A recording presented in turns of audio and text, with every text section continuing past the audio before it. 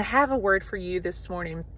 Passover is coming, April 1st, and the Feast of Unleavened Bread, April 1st through the 9th. I'm really excited because God is softening hearts. This is the time where Pharaoh let God's people go. And one of the things that God has been speaking to me so mightily about is the hard heart of Pharaoh.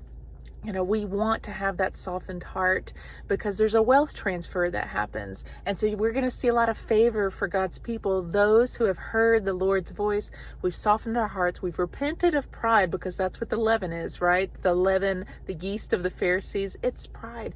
And a lot of us have been through some tribulations, some accusations, some hurts, which have made us kind of put barriers up and get that stony heart. So it's time that we release those people. We release even God's people. We release accusations. We let go of the hurt, the trauma. We drop our baggage, right? We can't take it into our new place because it's a time to hurry up. No yeast as we go into our promised land. In Exodus chapter 12, you can read all about how many times it took for Pharaoh to finally get his heart softened and to let God's people go. So, you know, we don't want to get to that point. There may be some people, maybe you or in your life, where you had a breaking point, right? Pharaoh had a breaking point where he finally was like, I'm done. And I want to tell you this really cool dream this woman had, and it just speaks to my heart, and it speaks so much of this deliverance Exodus season, and I hope it ministers to you. There was this man that was holding all of these children, God's children, captive in a place, but he actually really didn't want to be there doing that. But he was, and he had a gun on, and he was actually participating, partnering with the enemy that was firing on the outside, and many, many bullets. This is talking about spiritual warfare. Well, as he held all of God's children captive, he went too far, and he started firing upon them because he was participating with the enemy. He started firing himself on all of God's children.